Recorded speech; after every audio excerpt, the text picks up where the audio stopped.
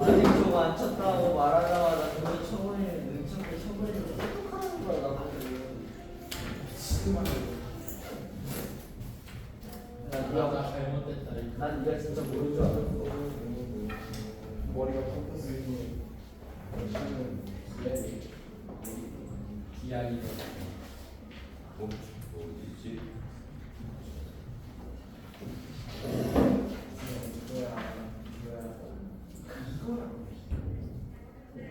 일곱 문제를 몇 사람이 틀렸는데요.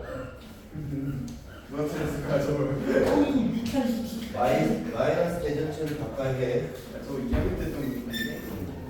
마이너스 대전체를 가까이 하면 얘가 전자를 밀어내지. 그지? 근데 전자는 먼 곳으로 갈 거야, 먼 곳으로. 그래서 여기서 전자를 밀어내서 여기서는 전자가 이렇게 이동했어. 그래서 여기가 무슨 연결핀이 마이너스 연결돼서 밀어내지. 네. 아, 손을 대면 이쪽으로 전자가 나가. 그러면 요게 이쪽에 전자들이 이쪽으로 다 나가버리지. 그럼 얘 동일화 될까요? 그 다음에 이거를 치워. 그럼 전자가 밖으로 나갔잖아. 원래 중성이었는데. 네. 그럼 플러스로 되던데. 그렇지? 그래서 가에서는 전자들이 금속판으로 이동하지. 네? 아니. 가에서 금속박으로 이동하지. 가에서 금속박은 플러스 전화로 대전되어 벌어진다. 마이너스로. 금속박은 마이너스로 대전되지. 나에서 금속박으로 오므라들어. 네. 왜? 전자가 이쪽으로 나가면 저쪽이 마이너스 전화량이 작아져. 이해되니? 그래서 3번이 맞는 얘기고, 나의 손가락을 통해 전자가 금속박으로 들어가는 게 아니라 바깥으로 나가야 되고, 나의 검정적인 전자가 나갔잖아. 그러니까 플러스 전화로 되는데 선택이지. 이해되니? 네. 이분은 나머지 것 같고, 어디 이거랑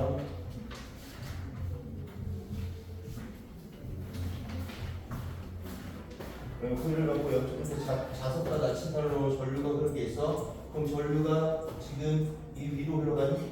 그럼 내가 윗도선만 보면 돼. 윗도선. 그럼 전류 방향이 이렇게 될 겁니다. 위로. 손등 보면 돼. 그럼 손가락이 자기장의 방향이야. 소유로 하나에 이렇게 되니까 A 쪽이 무슨 극이 돼야 돼? N극이요. N극. 여기가 S극이 되겠지. 왜 안 보여줘? 어? 저 N극 S극이 글씨가 안 보여요. 뭐가 안 보인다고? 선생님 쌤 글씨가 안 보여요. 리얼로? 안 보이네? 나잘 보이는데? 나왜 안 보이지? 생명이. 여기가 뭐. 토요일에 그래서 A 부분은 N극, B 부분은 S극. 나침판 자칫 N극은 얘가 이쪽으로 자기력선이 생길 거 아니야? 네. 그럼 이쪽으로 왼쪽을 향하겠지? 네. 코일과 자석 사이에는 얘도 N극, 얘도 N극이니까 청력이 발생. 총력이 작용할 거고, 전류가 셀수록 자기장의 세기는 커질 거고, 전류의 방향을 반대되면 극이 바뀌겠죠? 한번 문제를 그렇게 풀면 되는데, 야 이제 오늘하고 다음 주에 할 것도 얘랑 같이 연관이 돼. 분리원도. 4번 문제는 그것도 몇번 풀렸던데.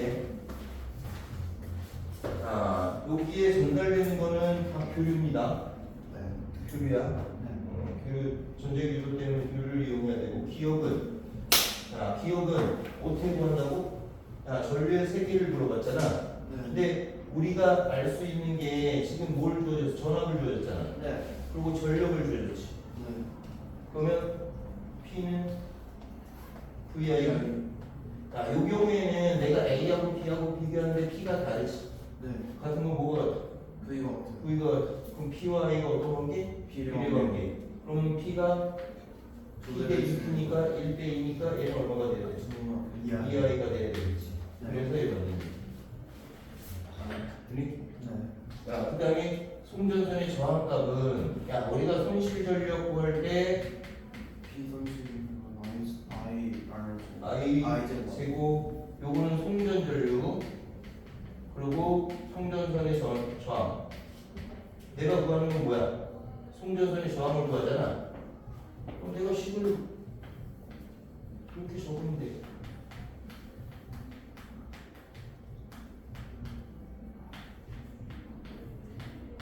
내가 구하는 걸 왼쪽으로 적어주는 게 우리는 편할까?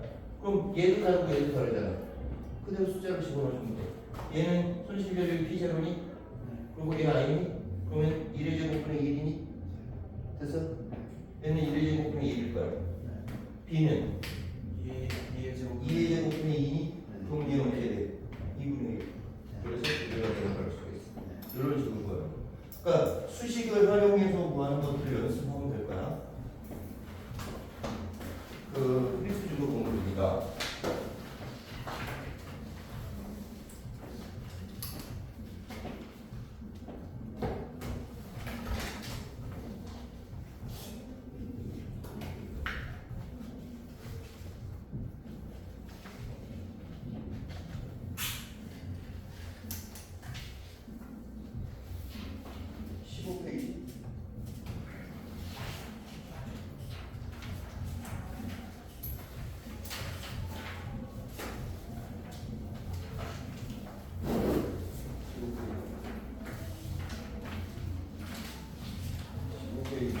저번에 안 줘서 내가 통합과 준 거고 19페이지가 19페이지가 20페이지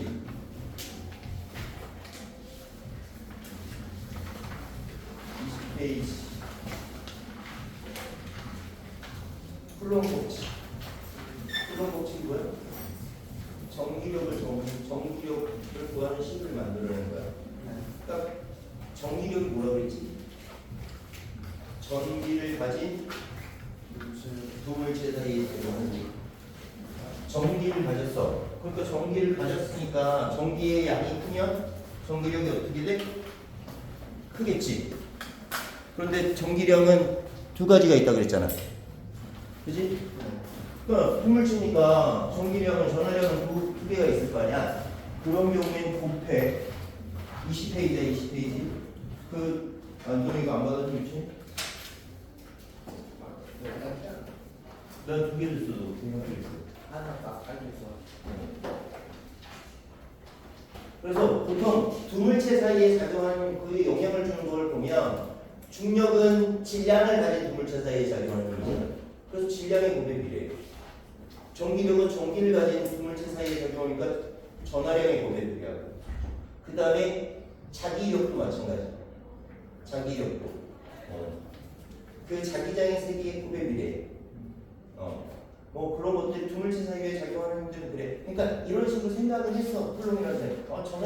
전하량의 곱에 비례하겠지. 그리고 실험을 했어. 그럼 실험을 했더니 원점을 지나는 직선이 나왔단 말이야. 그럼 원점을 지나는 직선이 나오면 x축과 y축이 비례한다는 얘기고. 그 다음에 얘가 두물체 사이에 얘는 접촉하지 않아도 힘이 작용하거든. 그럼 두물체 사이 거리라는 게 문제지. 그럼 거리가 영향을 주겠지. 그래서 실험을 했는데 거리가 커지니까 전기력은 작아졌어. 그러면 곡선의 그래프가 나오잖아. 그러면 해석이 안 돼. 그러면 얘가 어떤 식으로 하냐면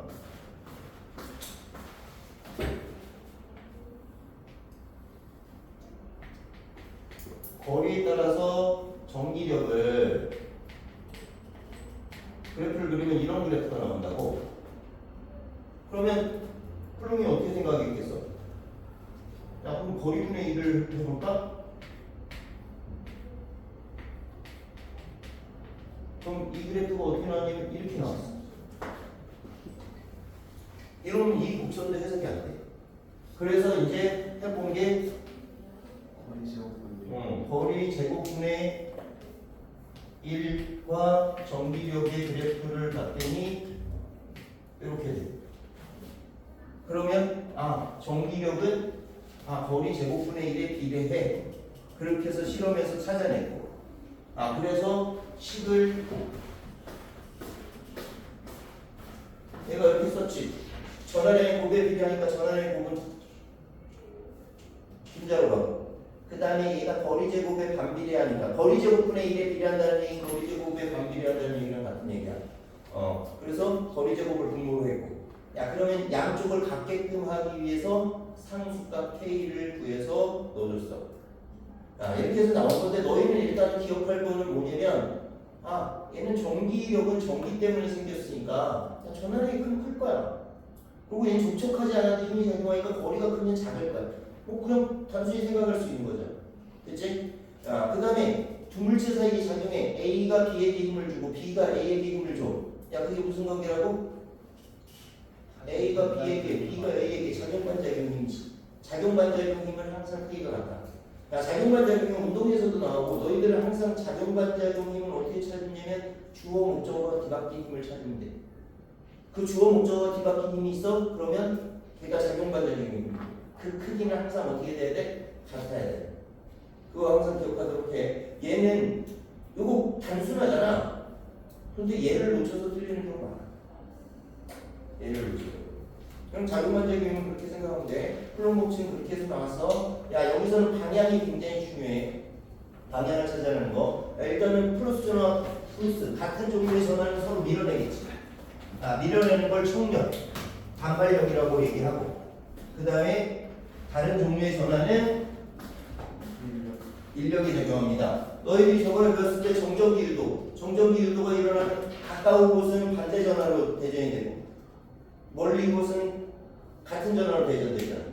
근데 전화량의 부분 같은데 가까운 게 전기력이 더 크겠지. 그래서 중성과 전하는 인력이 작용해.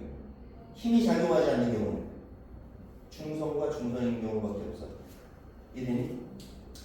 자, 그 다음에 전기력을 여러 물체가 있어. 여러 물체가 있으면 여러 전하가 있으면 서로 간에 힘이 작용할 거 아니야.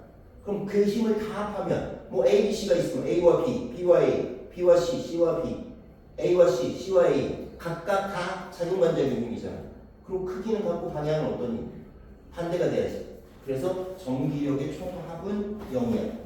요거 잘 기억해두면 될 거야. 어떤 전하들 사이에 힘이 작용하는데 그 힘을 다 합한 건 0이에요. 이걸 알고 있으면 어려운 문제를 풀 때 좀 도움이 돼. 됐을까요? 그럼 나중에 너희 문제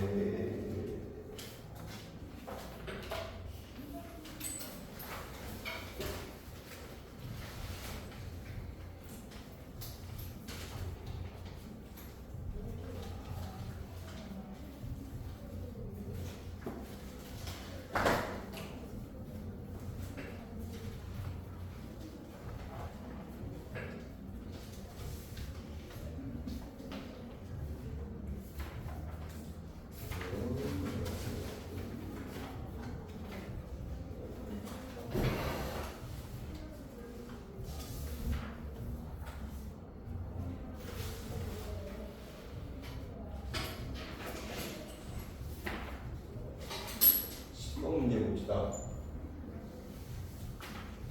여기 문제 있으면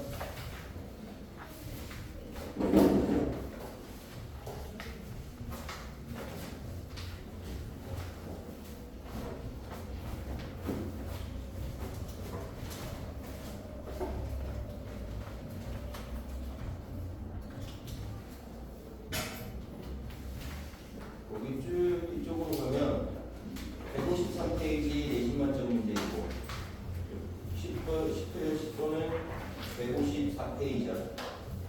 사장님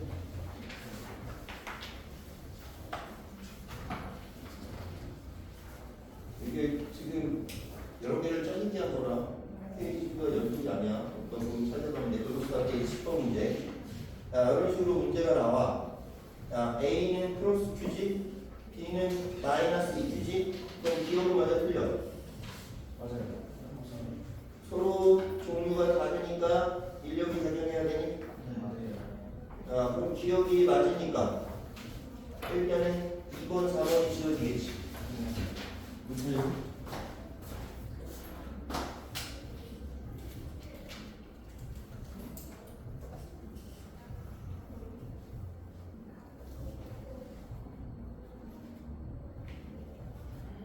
찾았어?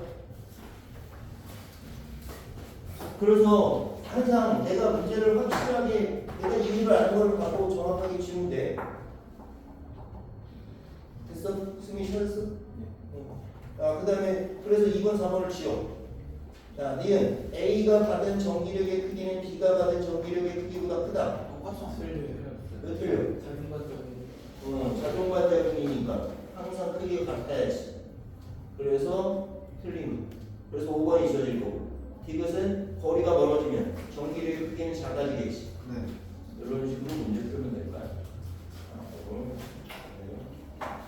그래서 10번 문제는 그렇게 되고요. 넘어가고 13번 문제 봅시다. 야, 그림같이 전화 ABC가 X축선에 X는 0, X는 D, X는 2D인 지점에 고정되어 있고 B와 C는 모두 플러스 전화래. B와 C의 전화량은 서로 같고 BC가 받는 전기력은 모두 플러스 X 방향이고 가는 EF, F이다. 야, 그러면 우리가 여기서 A가 받는 힘의 방향은 어느 쪽일까? A가 받는 힘의 방향은 아까 뭐라 그랬니? 이 전기력을 다 합하면 얼마가 돼? 어떻게 된다고?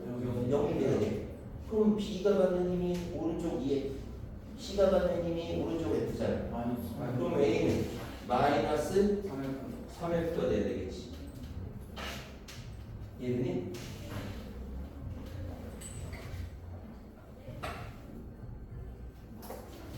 그러면 기억이 맞을까 틀릴까?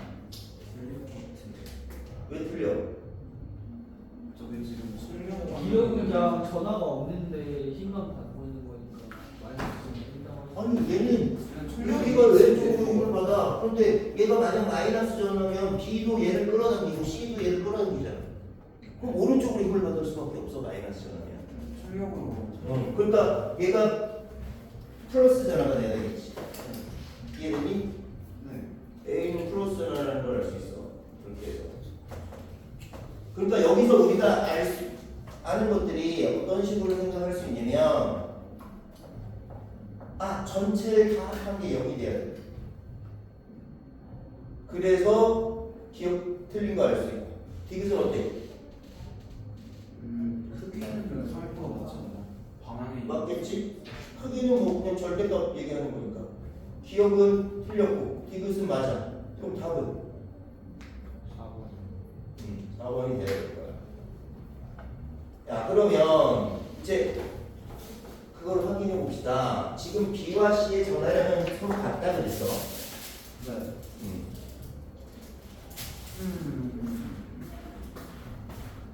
그럼 얘도 Q고 얘도 Q라구나. 야, 얘는 QA라고 봅시다. 그럼 B가 받는 힘은, 야, C가 B에게 주는 힘은 어느 쪽? 왼쪽, 오른쪽? 왼쪽이지? 그러니까 마이너스라고 나누자. K가 거리는 어떻게 되니? R이고 뒤로 가는 게 없죠. 뒤로 나왔으면 뒤에 되고 이게 Q의 제곱이니? 네. A가 B에게 주는 힘은 이거 그냥 많이. 오른쪽에 있겠지? K 그리고 얘도 마찬가지 D의 제곱이지? 그리고 QA가 될 거야. 저거를 합한 게 EF. 요걸 합한 게 EF가 돼야 되니? 그렇겠죠. 그러면 어떻게 돼요?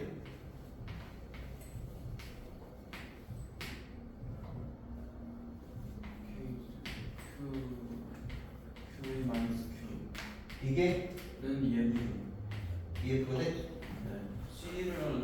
C에 대해서 또 마찬가지로 보면 B가 C에게 주는 힘은 어느 쪽이니? 양수만. 저거 뒤집어. 왼쪽? F10이 뒤집은 거 같은데. 네. 그 다음에 A가 C에게 주는 힘은 K 곱하기 4D 제곱 Q. 됐니? 자, 그러면 요거는 K D 제곱분의 Q 4분의 QA 플러스 Q 요게 얼마가 돼야 돼? F가 돼야지. 그럼 요 두 식을 갖고 문제를 풀겠지. 네. 그러면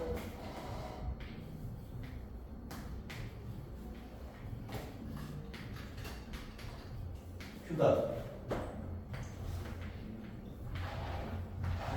Q 제곱은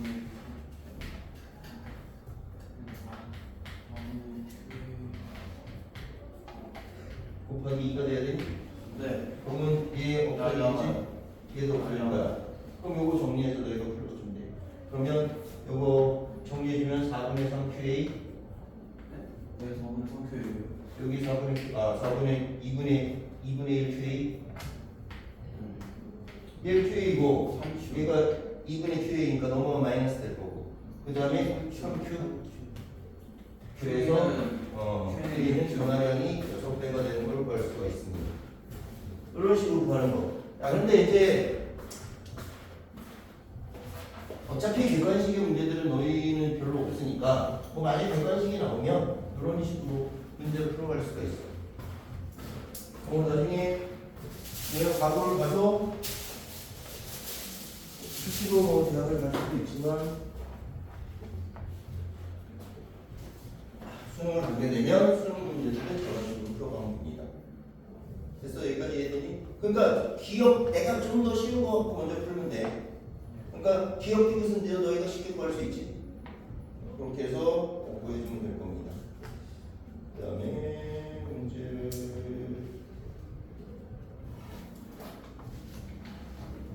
또 나중에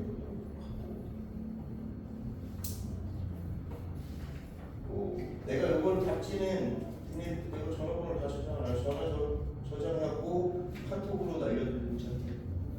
거기다 답지 올려놓을 테니까 그거 니네 풀어보고 답 맞추면 될 거야. 정기력은 일단 그렇게 해서 알아두면 될 거야. 그 다음에 개념 프린트 다시 가봐. 21페이지. 스펙트럼. 스펙트럼은 파장에 따라서 에너지들을 나타내는데, 야, 이런 맨 위에 있는 거는 어두운 데서 밝은 색선이 나타나. 이런 건 방출 스펙트럼. 밝은 데서 어두운 선이 나타나. 얘는 그로스 스펙트럼. 야, 전체가 다 나타나서 연속 스펙트럼. 그럼 연속 스펙트럼은 어디서 나오냐면 고온의 물질에서 나오는 빛의 스펙트럼이야. 뭐 전구, 아니면 뭐 태양. 그런데 이제 태양에서 나오는 빛 같은 경우에는 태양에서 나오는 건 연속 스펙트럼이야. 그런데 태양이 대기를 지나지. 그럼 대기가 그 태양보다 온도가 낮기 때문에 거기서 에너지를 흡수하거든. 그래서 흡수 스펙트럼이 나타나기도 하고. 그래서 뭐 학교에서 태양에 대해 태양 갖고 물어보면 그거를 한번 여쭤보면 돼. 대기를 지난 걸 얘기하는 거지. 태양 자체에서 나오는 건지. 야, 흡수 스펙트럼. 야, 에너지를 흡수하면 에너지가 높아지니 낮아지니? 에너지 흡수하면 에너지가 높아져 낮아져? 높아지겠지. 그럼 원래는 에너지가 어떻게 했어? 낮았겠지. 그러면 온도가 낮았겠지. 그래서 저온의 기체가 에너지를 흡수할 때 흡수 스펙트럼이 나타나는 거고, 방출하는 건 에너지를 밖으로 내보낸다는 거잖아. 그럼 처음에 에너지가 높았겠지. 그래서 고온의 기체가 특정한 파장의 빛을 방출하여 나타나는 스펙트럼. 자, 그리고 그 스펙트럼은 원소의 종류에 따라서 선의 위치가 달라. 원소에 따라서. 물론 같은 그러니까 전체 선이 굉장히 여러 개가 나타나는데 그 원소를 갖고 있잖아. 그 선을 다 갖고 있어야 돼. 뭔 얘기인지 이해되니? 그리고 그 선의 두께가 질량비, 밀도비를 나타내. 이렇게 돼. 넘어갑시다. 고원점을.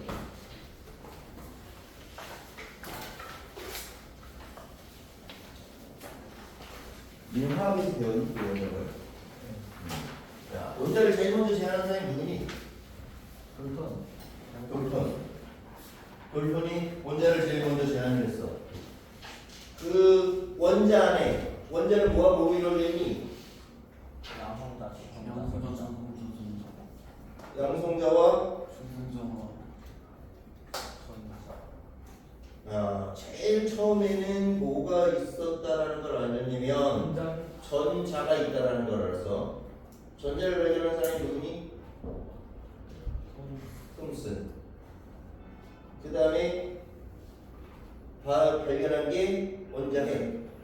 원자핵을 발견한 사람이 러더퍼드. 그 다음에 시간이 지나서 양성자를 발견했고 양성자를 발견하는 건 골드스파인. 그리고 시간이 더 지나서 중성자를 발견했고 중성자를 발견한 사람은 체디윕이라는 사람이에요. 그런데 뭐 굳이 외우지는 않아도 될까요? 자, 전자의 그냥 그대로 뜻은 뭘까? 일렉트론. 정비적 입자. 청기를 가진 입자야. 왜 전자라는 이름을 걔한테 줬냐면 걔가 제일 먼저 발견했어. 그러니까 전류는 그 전에 발견이 돼. 그러니까 전류는 전류의 방향은 그냥 플러스 전하가 움직이는 방향이라고 정의한 거고 그 이후에 이제 전자가 발견이 된 거예요. 그 다음에 원자핵이 발견이 됐고 요 톰슨의 제자가 러더퍼드야. 러더퍼드의 제자가 보어고. 그러니까 뭐 보통 연구라는 거는 이렇게 계속 이어져서 가지. 이어져서 가. 근데 러더퍼드는 원자핵을 발견했잖아. 그 원자핵이 가운데 있고 주위에 전자가 있다고 거거든. 그럼 이 전자들이 막 움직여지면서 원자핵 쪽으로 가면서 가까워지면 에너지가 낮아지는데 그러면 러더퍼드의 생각은 뭐냐면 모든 에너지를 가질 수 있다고 생각을 했어 전자가. 그러면 모든 에너지를 가질 수 있다고 생각을 했으면 스펙트럼이 연속 스펙트럼이 나타나야 되거든. 모든 에너지를 가지니까. 그런데 수소 원자의 선 스펙트럼을 봤더니 얘가 선이 띄엄띄엄 나오더란 말이야. 아 그러니까 뭐라고 생각했냐면 얘는 모든 에너지를 가질 수 없어.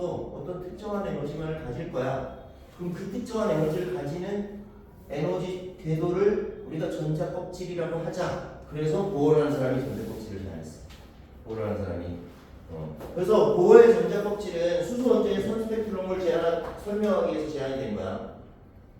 얘는 수소 원자의 선 스펙트럼을 설명하기 위해서.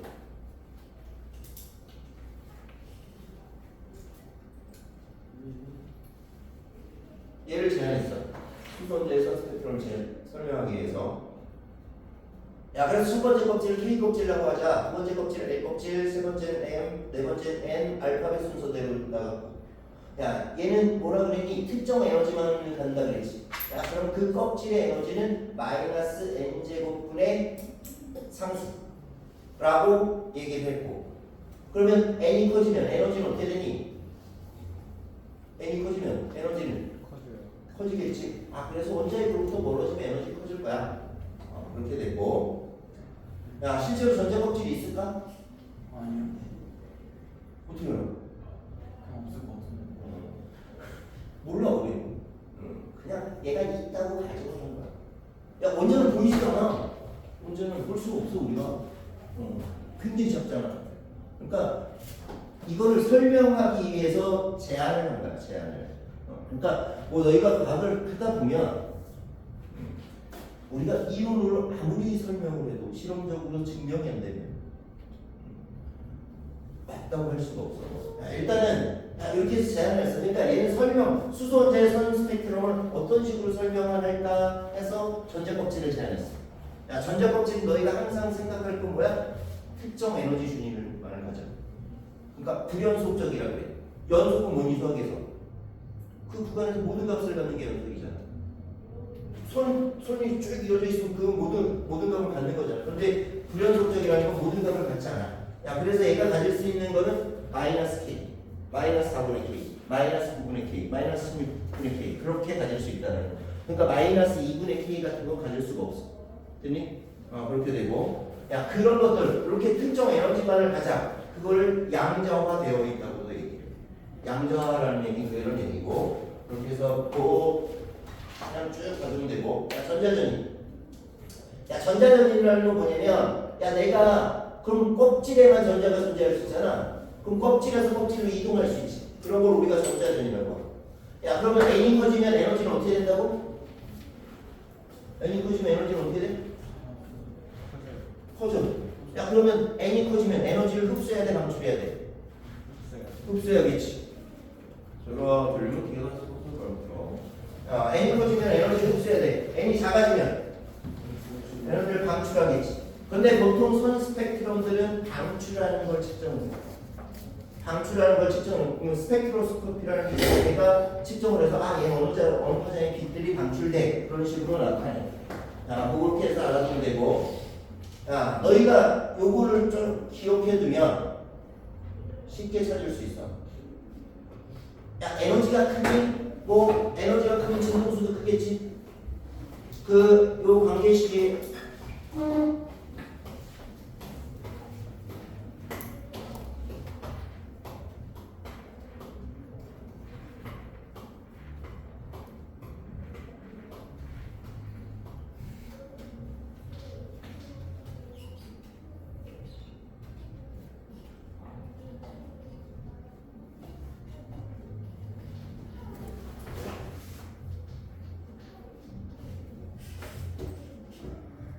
의식 본 적 있니? 그러니까 흡수하거나 방출하는 에너지는 플랑크 상수 곱하기 진동수 그리고 플랑크 상수 빛의 속도 나누기 파장 이렇게 돼. 야 그러면 진동수와 에너지는 비례관계잖아. 파장은 반비례관계지. 그래서 에너지가 야 방출한 에너지가 큰 거 누구니? 진동수가 큰 거 누구니? 파장이 짧은 거 누구니? 물어보면 항상 요 순서대로 따지면 돼. 요 순서대로. 작은 주연자수가 작을수록 얘가 크고 얘가 크고 얘가 작아. 그 다음에 큰 양자수가 클수록 요거는 작은 주연자수가 같을 때 이렇게 해서 따지죠. 뭐 예를 들면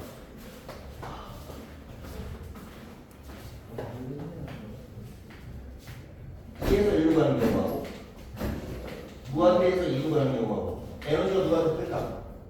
두 번째 껍질에서 첫 번째 껍질로 가는 경우하고 저 무한대로부터 두 번째 껍질로 가는 거고 얘 작은 주행자수가 얼마야?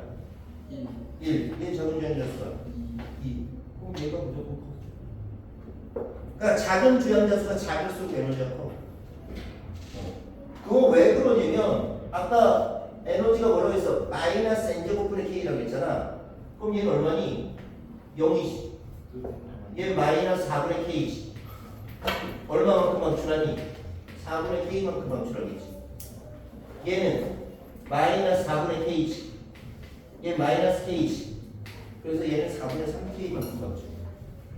에너지는 그렇게 구할 수 있는데 일단은 얘를 알고 있으면 너희들이 대체로 지워갈 수가 있어. 야, 그 다음에 무한대에서 1로 가는 경우는 얘가 더 크겠지. 얘들이 마찬가지로 2에서 1로 가는 거. 그럼 얘가 클 거야. 작은 주행자 수는 3에서 2로 가는 거. 3에서 2로 가는 거. 작은 주행자 수는 같은데 큰 주행자 수가 얘가 크잖아. 그 다음에 마찬가지 무한대에서 3으로 가는 거. 얘가 더 크겠지. 됐니? 야, 그래서 작은 주행자 수가 누구냐에 따라서 얘가 결정이 되니까 그 스펙트럼을 발견한 사람들이 있어. 스펙트럼 사람을 발견한 사람들이 라이만, 발목, 파센, 계열을 얘기한 사람들이 있어. 얘는 라이만 계열은 작은 주행자 수가 1인 경우, 2에서 1로 가는 경우, 3에서 1로 가는 경우, 4에서 1로 가는 경우 그런 것들을 스펙트럼을 얘기한 거고. 그 다음에 발모라는 사람은 3에서 2로 가는 거, 4에서 2로 가는 거, 5에서 2로 가는 거, 작은 주행자 수가 2인 거. 그 다음에 파션 계열은 작은 주행자 수가 3인 거. 자, 그 다음에 너희 에너지를 보면 가시광선이 있어. 가시광선이 뭐니? 눈으로 볼 수 있는 거. 우리가 눈으로 볼 수 있는 거 어떤 걸 볼 수 있는 거? 색이 있는 거. 그럼 대표적인 색이 뭐야? 그냥 무지개 색깔. 쌀주노초, 천안보. 자, 이쪽으로 갈수록 에너지는 어떻게 될까? 작아질. 진동도 커지게 작아지겠지? 파장은 커져. 그러니까 빨간색 쪽이 에너지가 작아. 야, 그러면 그 발목 계열은 가시광선이야. 야, 그러면 라이만 계열은 얘는 작은 주행자 수가 1고 얘는 2니까 에너지가 무조건 얘가 커야지. 그럼 가시광선보다 에너지가 크겠지. 그럼 에너지가 보라색보다 에너지가 큰 빛이야. 그 보라색을 한자로 자외선이라고 하거든. 그래서 자색이라고 하거든. 그래서 자색 밖의 선이다. 그래서 자외선이라고 얘기하고. 그 다음에 주행자 수가 3인 경우는 얘보다 에너지가 작겠지. 빨간색보다 에너지가 작아. 빨간색은 한자로 적색이라고 해. 그래서 적색 밖의 선이다. 그래서 적외선이라고 한 거야. 뭐 그래서 요 계열들 너희가 받으면 될 거야. 너희는 그래서 여기 문제 나오면 다 작은 주행자 수가 어떻게 되는지 생각하면 돼. 너희 그 문제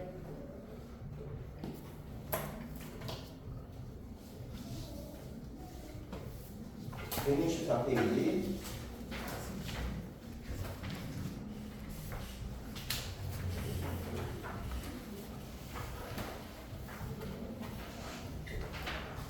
일번 문제. 야, 자, 그리운 백열 중에서 나온 빛 A와 백열 중에서 나와 한 종류의 저온의 기체 X를 통과한 빛 B를 각각 프리즘에 통과시켜 스크린에 나타낸 스펙트럼을 관찰하는 실험을 한 거야. 자, 그러면 A가 통과했어. 무슨 스펙트럼이 나타나겠니? 연속 스펙트럼이 나타나겠지?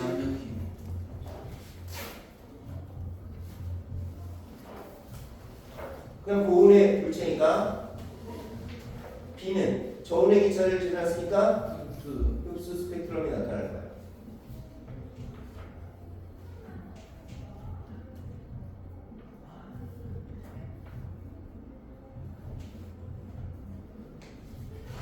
자, 그래서 기억은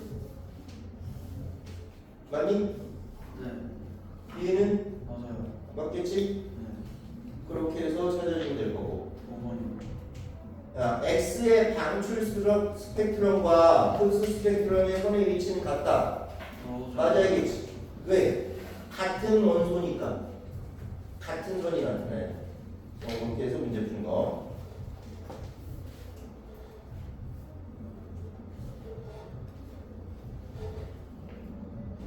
문제 볼까? 자, 3번 문제는 선 스펙트럼이지. 자, 러더퍼드가 선 스펙트럼을 설명하지 못하기 때문에 러더퍼드의 제외된 보호가 전자껍질을 제한하는 거야. 그 전자껍질은 뭐야? 불연속적인 에너지 준위를 가진 껍질이고. 지민아, 저기 뒤에 순서가 더 되는지요? 그래서 1번은 틀린 얘기. 자, 헬륨 원자의 전자는 나머지가 양자화되어 있다. 어떻게 할 수 있어? 그렇게 선 스펙트럼이 나타난다는 걸 갖고 얘는 불연속적인 에너지 준위를 가졌고 그 불연속적인 에너지 준위를 가졌다는 걸 우리가 양자화되어 있다고 얘기해요. 그래서 이건 맞는 얘기. 3번. 야, 진동수가 크면 파장은 어떻게 된다고? 작아져야지. 진동수와 파장은 반비례하잖아. 그래서 맞는 얘기. 야, 광자의 에너지는 파장이 작을수록 크지. 그래서 667 나노미터가 504 나노미터보다 작아야 돼. 백열등을 저온의 헬륨 기체에 통과시키면 587 나노미터, 거기 587 나노미터의 점이 있잖아. 선이 있잖아. 그러니까 방출 흡수 스펙트럼에서도 나타나야 돼. 뭐 그런 식으로 찾는 거 받으면 될 겁니다. 뭐 그건 어려울 건 없을 거고. 넘어가서요. 6번 문제 봐봅시다. 야, E1, E2, E3 어떻게 돼야 되니? E3가 더 크니? 멀어질수록 커진다 그랬잖아. 그래서 기억 맞는 얘기. 야, 전자가 바닥 센터라는 건 에너지가 가장 낮은 상태야. 승호요. 전혀? 야, 그래서 이게 맞는 얘기. 에너지가 가장 안정하다라는 건 가장 낮은 상태라는 얘기야. 그러니까 N은 1인 궤도에 있던 전자가 흡수한 광자의 에너지가 E2-E1만큼 흡수하면 2인 궤도로 되겠지. 아니야, 거기서 N 1인 궤도에 있는 전자가 E3-E2만큼 에너지를 흡수하면 전자가 이동할 수 없어. 왜 딱 요 에너지만 내가 이원에 여기 있으면 요만큼의 에너지 차이에 흡수해야지 일로 갈 수 있는 거고 이만큼을 흡수해야지 이동할 수 있는 거야. 딱 그 에너지만 흡수할 때 이동 가능합니다. 8번 문제 봅시다. 8번 문제. 야, 기억. 가에서 전자는 N은 2인 상태로 전이한다. 맞을까 틀릴까? 맞아 틀려. 야, 기억이 맞아 틀려. 야, 이거 에너지 차이가 얼마야? 10.2? 야, 그러면 내가 10.2V를 에너지를 줬어. 그럼 이 차이만큼 이동할 수 있겠지. 그래서 N은 2인 상태로 전이할 수가 있어. 이건 맞는 얘기. 됐니? 지워지겠지? 야, 나에서 전자는 에너지가 마이너스 8.0 일렉트로볼트인 궤도를 전이한다. 이 차이가 얼마야? 10점이잖아. 그럼 5.6이면 요 사이를 갈 수가 없지. 그래서 얘가 틀리지. 됐니? 야, 입사한 빛의 진동수는 가에서가 나에서보다 작다. 맞아, 틀려? 맞아요. 왜 맞아? 에너지가 에너지하고 진동수는 비례야, 반비례야? 비례요. 비례. 근데 에너지가 누가 더 커? 가가 높아요. 가가 더 크지? 그럼 가에서가 나에서보다 커야겠지. 어씨, 줄고 앉아있지 말고 볼륨을 서서 들어. 네. 13번 문제 봐봐. 야, A는 몇에서 몇으로 가는 거니? 3에서 2로 가는 거니? 그냥 이런 것들은 적어놓고 보는 게 좋아. B는 3에서 1, C는 4에서 2. 그러면 에너지가 가장 큰 건 누구니? B가 제일 크지? 그 다음에 C요. C, 그 다음에 A요. A. 그럼 파장이 가장 긴 건? A요. 그래서 기억 남는 얘기. 됐니? 야, 자외선 영역이야. 자외선 영역이라는 건 뭐라는 얘기야? 작은 주연 저수가 1이라는 얘기지. 그러면 이해 맞니? 맞는 얘기. 야, 적외선이라는 건 뭐니? 작은 주연 저수가 3이라는 얘기잖아. 그런데 AC는 작은 주연 저수가 2니까 가시관성 영역의 빛을 방출할 거야. 뭐 그런 식으로 문제 푸는 거야.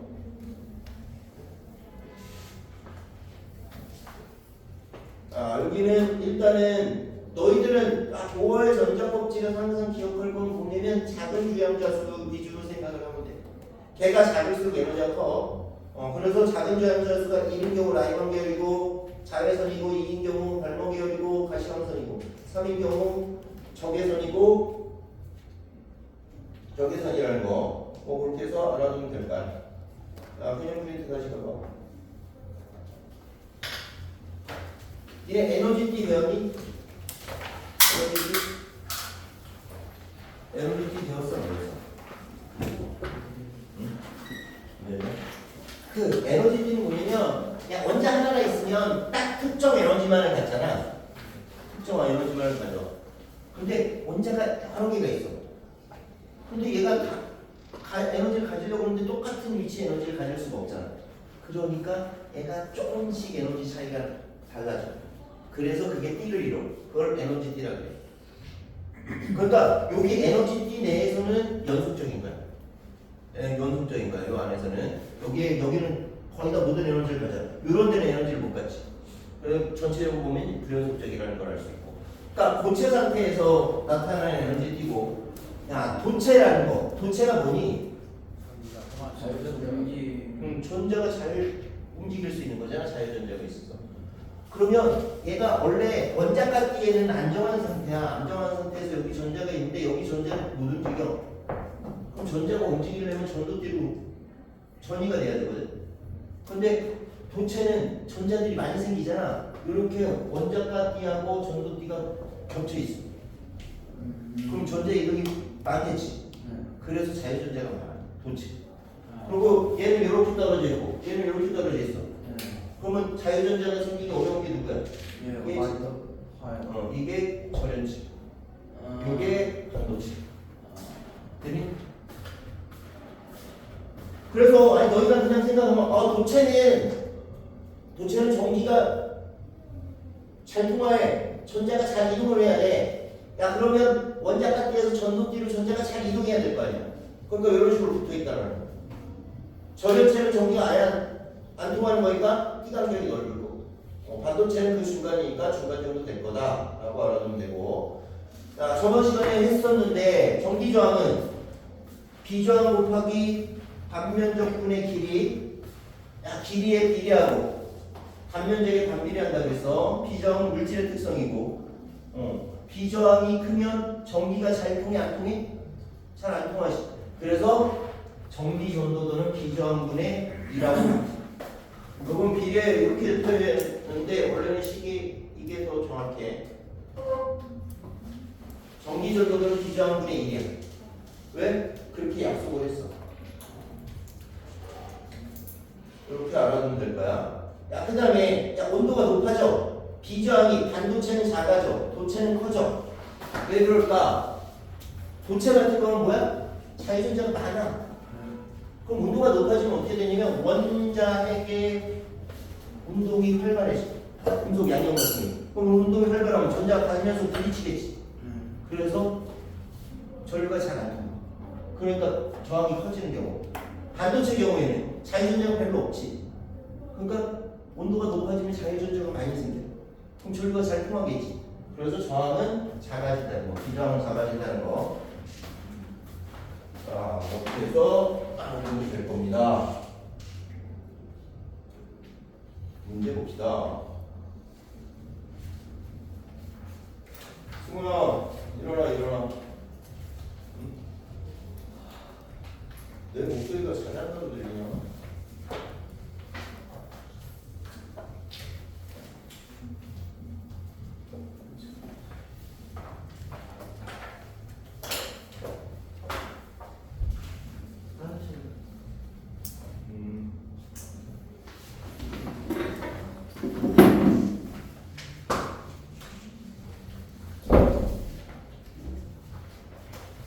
너희 178페이지가 뭐예요? 178페이지. 그 뒤를 넘어가면 178페이지 있어.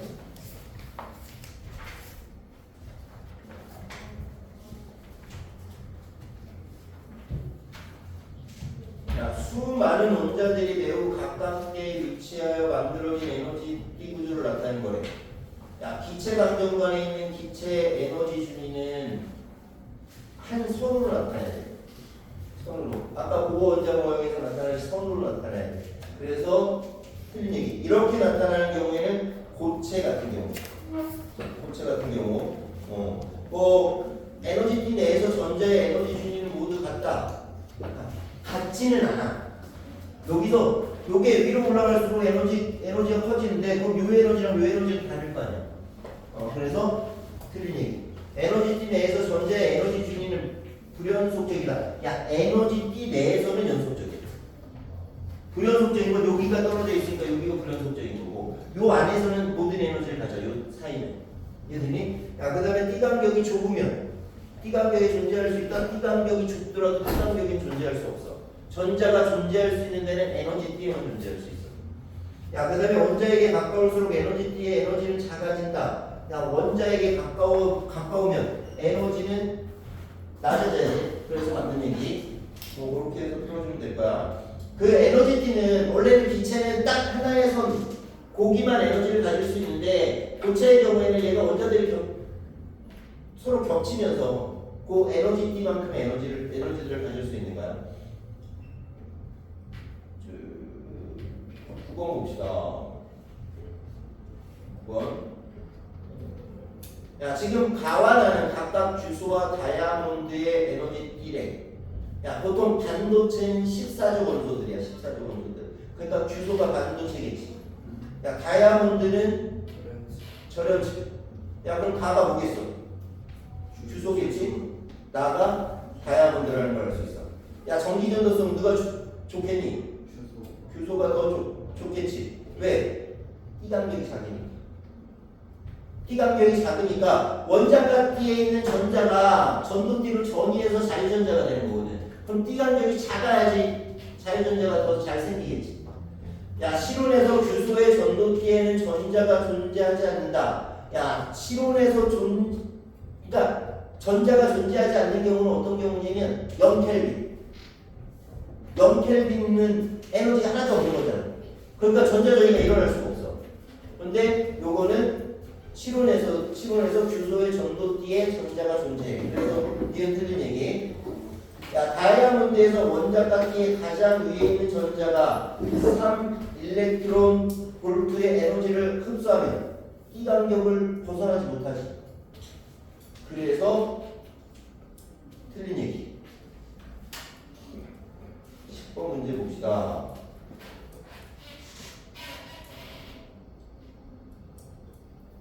야, 지금 에너지 준위를 이렇게 B와 C 가지 중 하나는 반도체이고 다른 하나는 저연체래. 야, 그러면 누가 반도체야? C요. C가 반도체지. B는 저연체겠지. A는 도체. 그렇게 될 거고. 야, 스위치를 A에 연결해. 그럼 전기가 통해 안 통해? 통해요. 통하겠지. 야, 그래서 전구에 불이 켜질 거야. 그럼 기억이 틀렸지. 됐니? 네. 야, 주소는 어디에 해당해? C에 C에 해당하는. 그래서 답은 4번을 찾을 수 있어. 야, B에 지금 확인해보면 B에 원자가대에 있는 전자는 C에 원자가대에 있는 전자보다 전도 뒤로 이동하기 어렵겠죠. 왜? 띠 간격이 크니까. 여기는 뭐 그렇게 어려운 파트는 아니야. 자, 그리고부터는 그걸 알아야 되니까 거기 다시 개념 페이지 24페이지다. 반도체. 반도체는 뭐냐면 도체와 저연체의 중간적인 성질을 합니다. 도체와 저연체의 중간적인 성질. 그래서 고유 반도체 또는 순수 반도체라고도 얘기해요.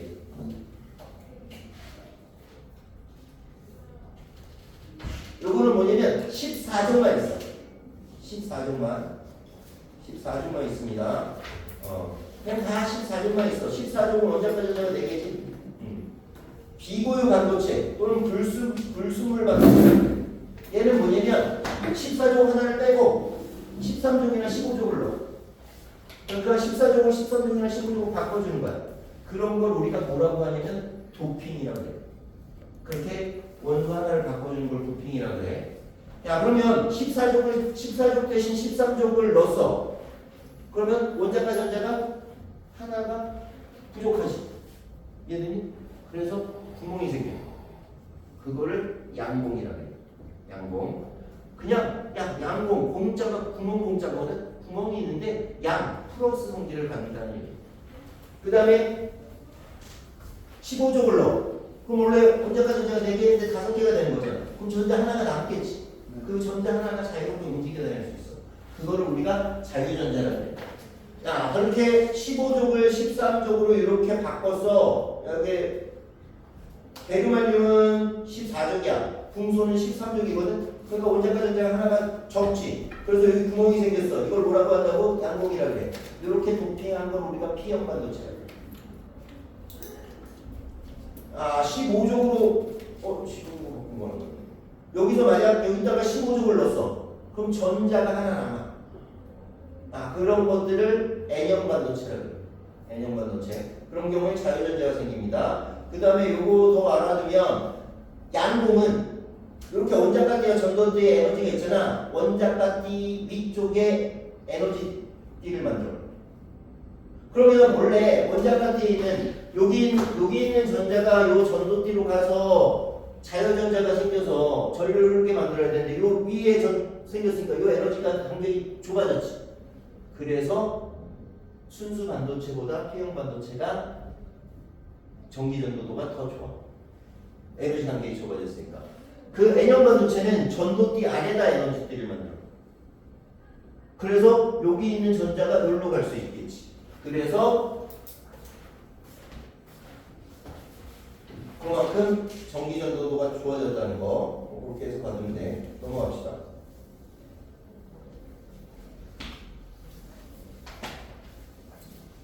PN 접합 다이오드라고 나와. PN 접합 다이오드.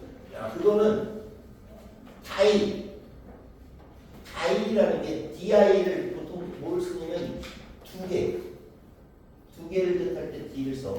뭐 3개일 때는 트리. 니네 그 초등학교 때 이렇게 삼각형 모양으로 돼갖고 이렇게 음악 보고 뭐라고 불렀니? 트라이앵글이지. 그게 TRI.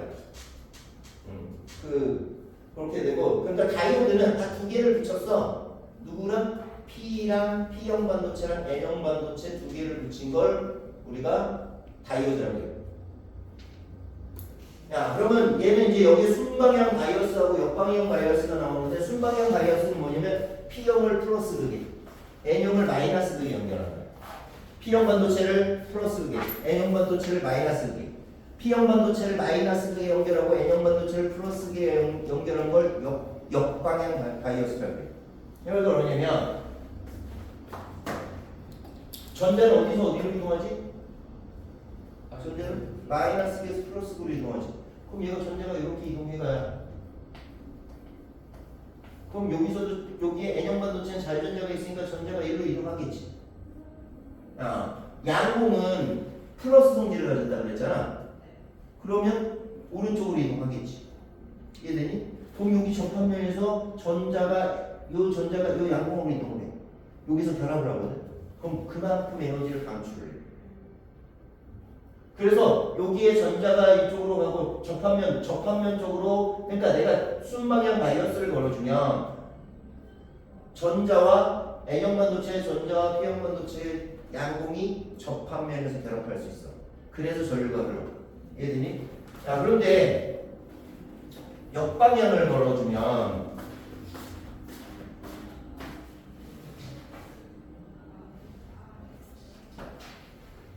전자는 마이너스 100 플러스로 이동하니까 N형 반도체의 전자는 오른쪽으로 이동하겠지. P형 반도체의 양공은 왼쪽으로 이동. 그럼 접합면에서 만날 수가 없지. 그래서 전류가 안 흘러. 너희가 항상 기억해야 될 거, 요거 기억해야 될 게 P형 반도체, N형 반도체가 있잖아.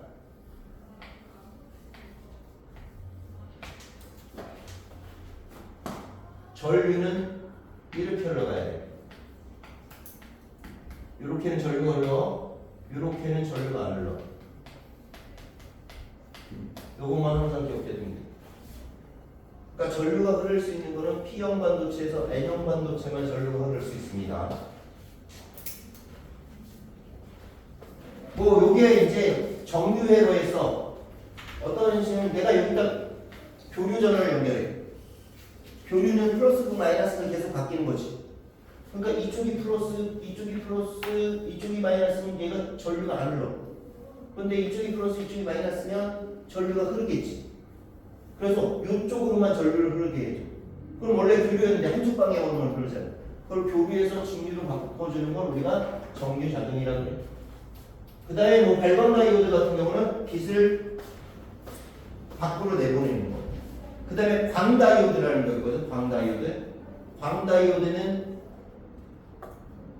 달라. 그냥 내가 빛을 쪼여줘서 걔가 전기 에너지를 만들어내는 거야. 태양광 발전에 쓰는 거.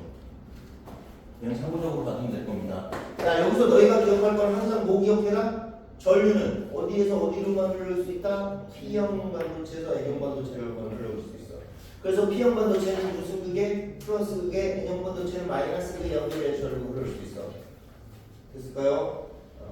그러면 너희 문제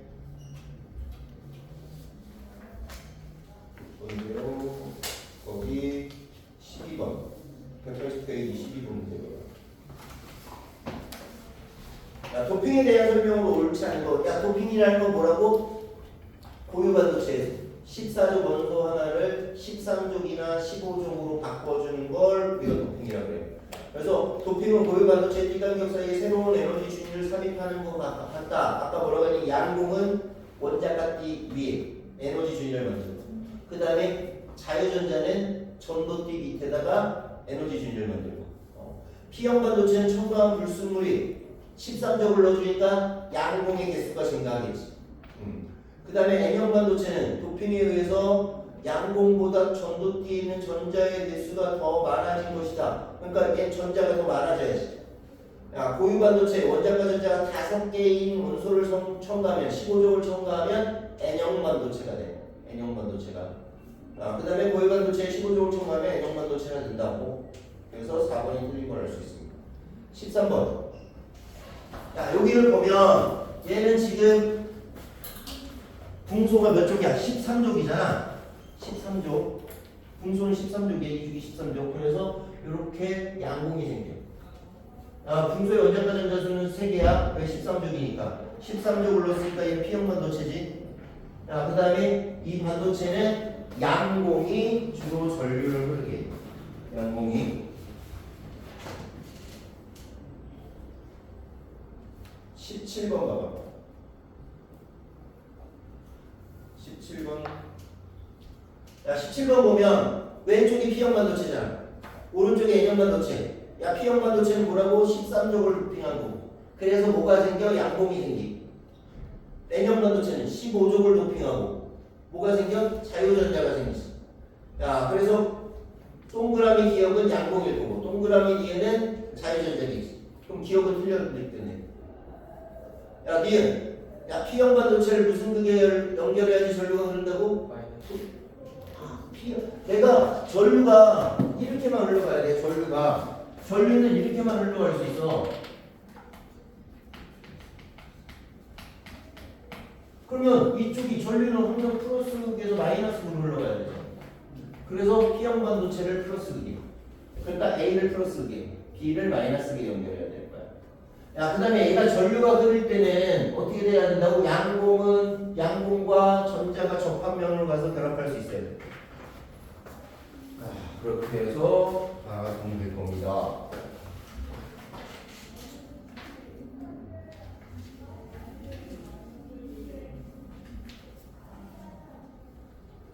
(24번) 봅시다.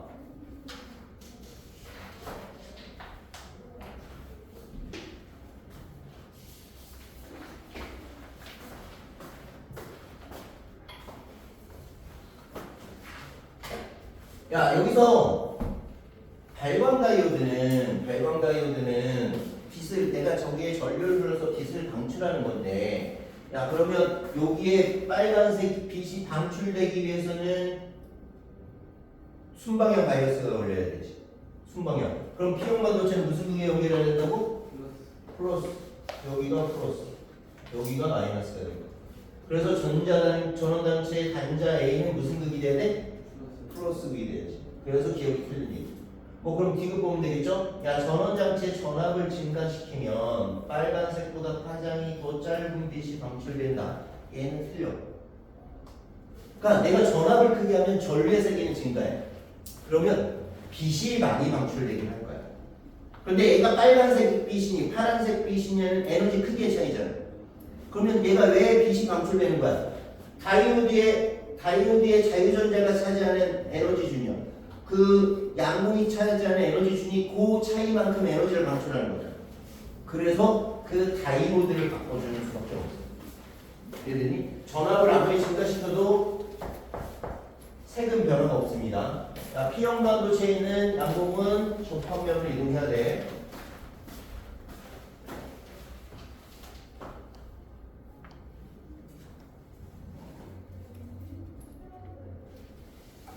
그 뒤로 가면 실력업 문제 있거든. 3번 문제 볼까? 보통의 경우에 이런 류의 문제들이 나올 수가 있습니다. 여기 전체적으로 내용이 어렵진 않아서 이런 문제. 자, 지금 PN 접합 발광 다이오드를 이용하여 구성한 회로를 나타내는 것이다. 스위치 S를 AB에 연결했을 때 모든 발광 다이오드에서 빛이 방출된다 그랬어. 지금 어디에 연결했을 때? AB 연결했을 때 S를 각각 AB에 연결 모두 발광 다이오드 빛이 방출되었다. X, Y는 P형 반도체, N형 반도체를 순서 없이 나타낸 거다 그랬어. 자, A에 연결했을 때 봅시다. 전류가 이렇게 흘러가니? 그니? 이렇게 흘러가겠지? 야, 이렇게 전류가 흘러가고 이렇게 전류가 흘러가야 돼. 그러면 이쪽이 무슨 여기가 뭐가 돼야 돼? P가 돼야 되니? N이 돼야 되니? 되니? 여기는 P, N? 됐어? 야, 그 다음에 방법이 이렇게 P, 얘가 P면 얘가 N, 여기가 P, 여기가 N이 돼야지. 이해되니? 그럼 이쪽에는 전류가 안 흘러가겠지. 여기까지 이해됐어? 야, 그러면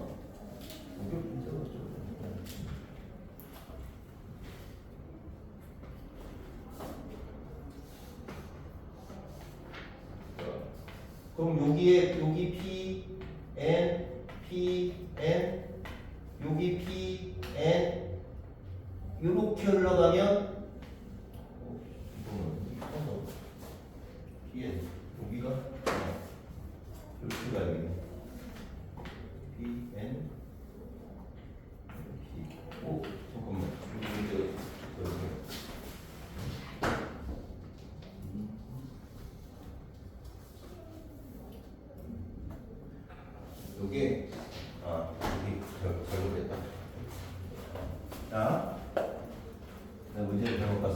지금 여기서 보면 AB 배웠을 때 발광 다이오드에서 빛이 방출됐다고 했잖아. 그러니까 여기서 빛이 방출돼야 돼. 그럼 전류가 이렇게 흘러가야 돼. 그러니까 이해되니? 야, 그러면 A에 연결하면 이렇게 전류가 흘러가서 이렇게 흘러가야 되겠지. 이렇게 되니? 됐어? 그래서 여기가 P, Y가 P, 여기가 N, 그 다음에 여기 PN. 그래서 X가 N형 반도체, Y가 P형 반도체라는 걸 알 수 있어. 야, 그러면 B에 연결할 때 볼까? B에 연결하면 전류가 이렇게 흘러가야 되잖아. 그렇지? 그런데 X가 N형이잖아. 그럼 이리로 못 가지. 그러면 전류가 어떻게 가? 이렇게 가겠지.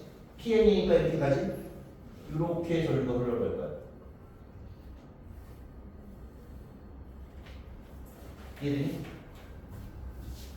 그러니까 B에 연결했을 땐 이렇게 전류가 흘러서 여기 발광 다이오드에서 빛이 방출되는 경우고, A에 연결했을 땐 이렇게 전류가 흘러가서 빛이 방출되는 거고. 그렇게 해서 여기를 그려주면 될 거야. 그래서 그 문제에서 X는 무슨 형? N형 반도체가 되지. 그래서 기억이 틀린 얘기. 야, S를 A에 연결했어. 그러면 A에 있는 N형 반도체의 전자는 아까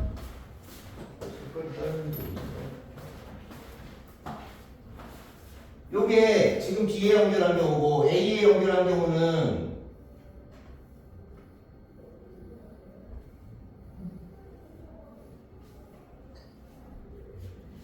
이렇게 전류가 흘러가야 되잖아. 됐니?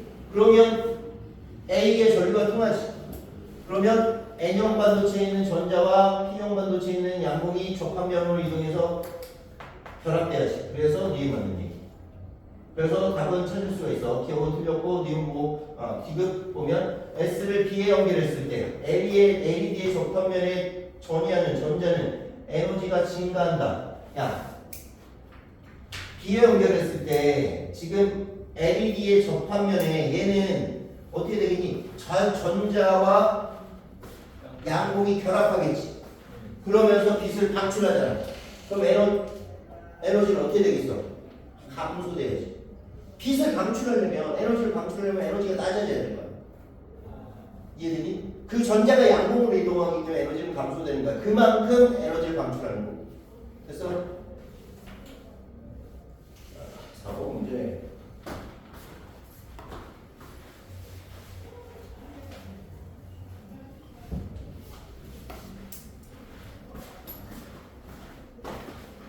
자, 그림과 같이 PN 적합 발광 다이오드 AB를 전지에 연결했더니 AB에서 각각 빨간색빛, 파란색빛이 방출되었다. X, Y는 각각 P형 반도체와 N형 반도체 중 하나이다. 야, 그러면 X가 무슨 형이겠니? X가 어느 쪽에 연결해서 플러스 쪽에 연결됐잖아. 그 전류가 그러면 X가 P형 반도체겠지. Y가 N형 반도체일 거고. 걔가 전류가 흐르니까 순방향 전압이 걸리겠지. 그래서 기억이 맞는 얘기. 이거 원자가 D와 전도 D 사이의 간격이 크면 에너지가 큰 빛이 방출되겠지. 그럼 에너지가 누가 더 커? 파란색이 더 크지. 그래서 B가 A보다 더 커요. 시간이 남았으니까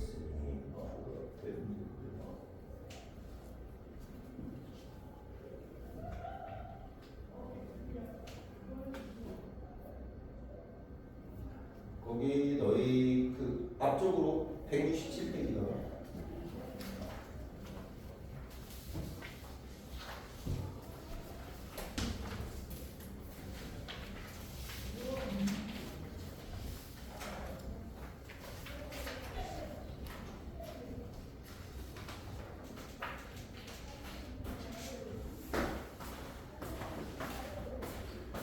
여기 1과 3의 에너지 차이는 1과 2, 2와 3을 합한 거랑 같겠지.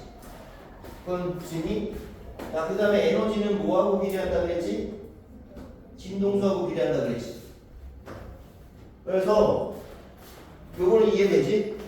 그래서 FA 진동수는 이런 관계식이 성립할 거야. 됐니?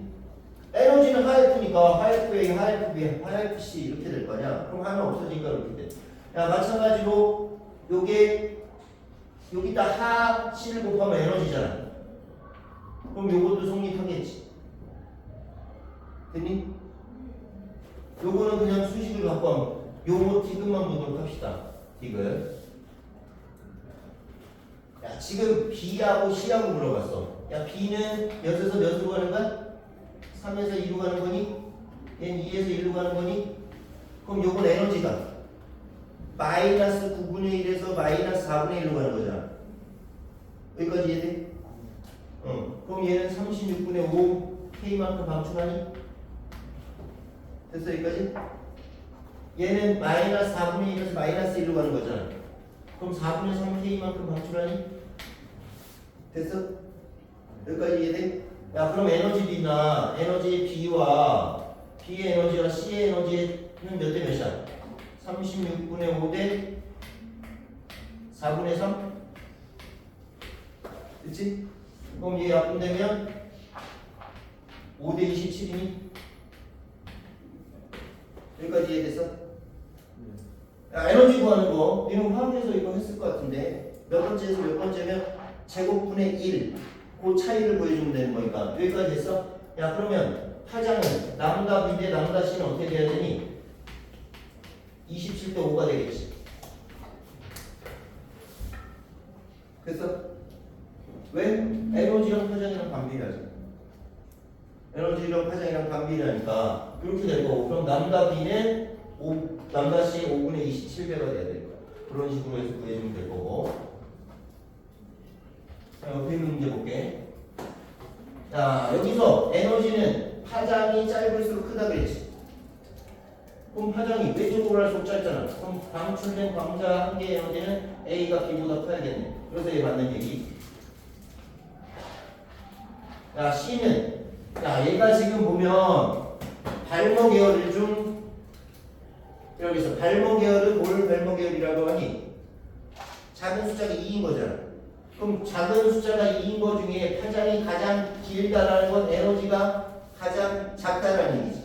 그럼 2로 가는 것 중에 에너지가 제일 작은 게 누구겠어? 3에서 2겠지. 됐니?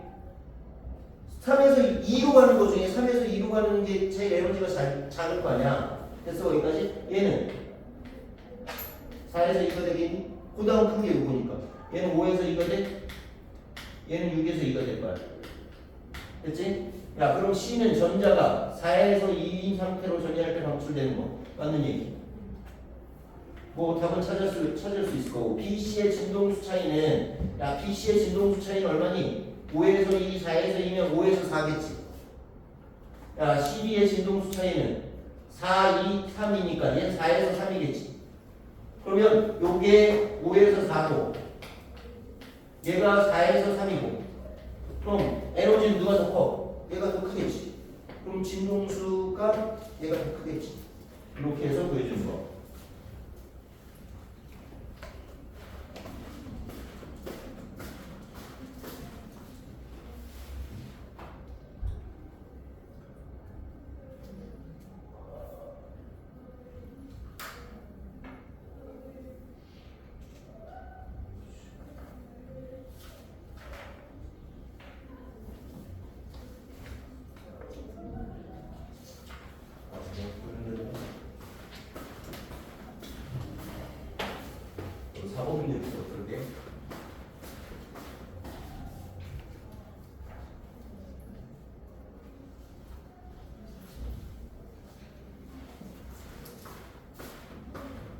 야 얘는 N은 라지인의 상태로 전이한 이후 방출할 수 있는 모든 기세선 스펙트럼을 파장에 따라 나타낸 거래. 야 람다1, 람다2는 N이 2인 상태로 전이할 때. 야 요게 N이 2인 상태야. 야 그러면 우리가 뭘 생각해야 되냐면 야 얘가 이렇게 해서 좁아지잖아. 그럼 계속 좁아져야 돼. 그런데 여기서 다시 넓어졌지. 그럼 얘는 1로 가는 걸 거야. 얘는 2로 가는 거면. 아니면 너희가 생각할 거, 야 n에서 갈 수 있는 게 야, 일단은 n이 2면 2에서 1로 가는 거 하나밖에 없겠지. 됐니? n이 3이면 3에서 2로 가는 거 3에서 1로 가는 거 그렇게 되니? n이 4면 4에서 3으로 가는 거 4에서 2로 가는 거 4에서 1로 가는 거 이렇게 나오겠지. 이런 식으로 선이 그럼 6개가 나오는 경우는 요 경우겠지. 이해되니? 그러니까 n이 2인 경우는 이거밖에 없어. 라지 n이 2인 경우 3인 경우는 이렇게 3개고 4인 경우가 6개가 나온다고. 그래서 아 n은 4구나 이걸 찾아냈어. 됐어 여기까지? 야 이 중에 에너지가 제일 큰 게 누구야? 요게 4에서 1로 가는 거겠지. 요게 3에서 1로 가는 거겠지. 요게 2에서 1로 가는 걸까요? 여기까지 이해되니? 에너지가 가장 큰 건 작은 주양자 수가 작아야 되고 그 다음에 큰 주양자 수가 커야 되니까 이렇게 찾을 수 있어. 그럼 남다원이 뭐겠니? 남다원이 2로 가는 거 중에 4에서 2로 가는 거겠지. 요게 3에서 2로 가는 거야. 요게 4에서 3으로 가는 걸 알 수 있어. 됐니?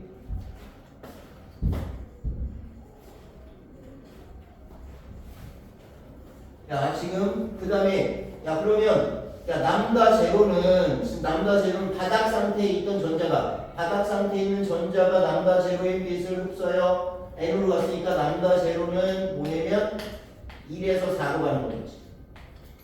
여기까지 이해되니? 야 그럼 남다 원은 4에서 2로 가는 거잖아. 이 1에서 그럼 에너지는 누가 더 커야 되니? 얘가 에너지가 더 크니? 작은 숫자가 1이잖아. 얘는 2고 그러니까 얘가 에너지가 클 거야.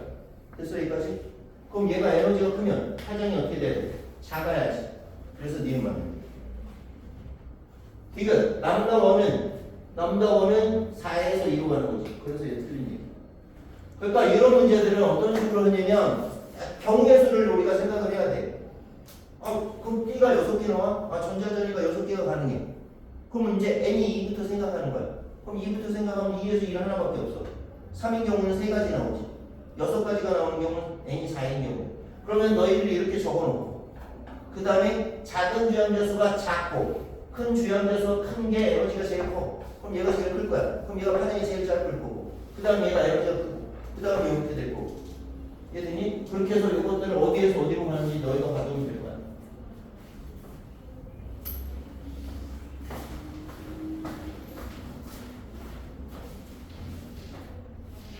이거 문제 봅시다.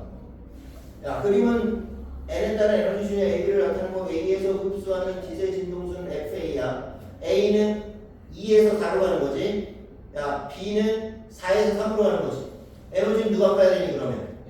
A가 커야 되니? 야, 그 다음에 N은 3에 있는 전자는 진동수가 FA인 빛을 흡수할 수 있을까? 3에서는 흡수할 수가 없어.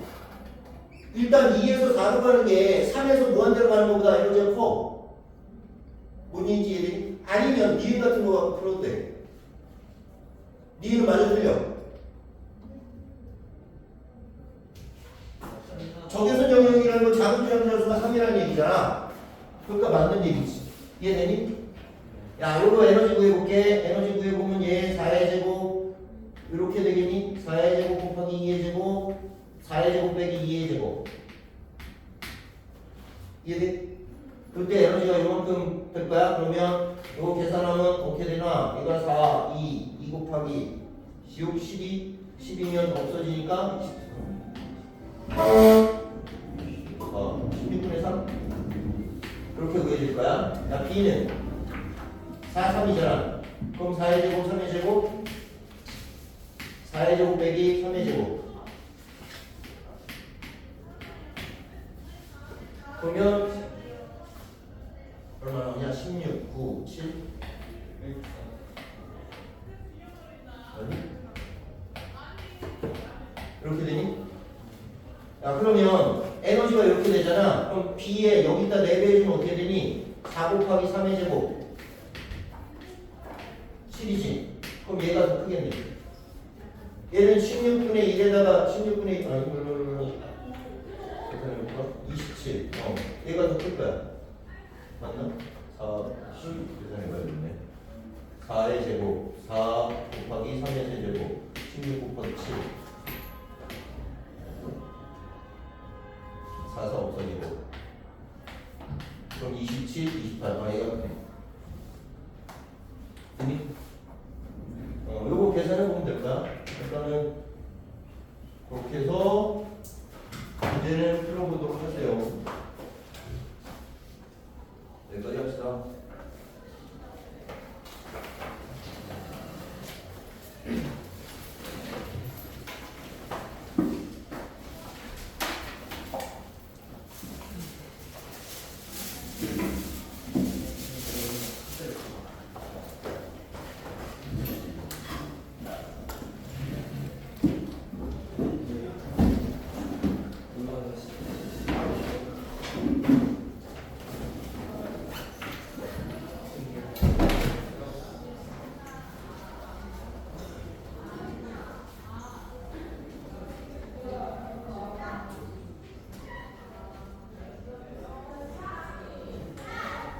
이거 영상 꺼야 돼요.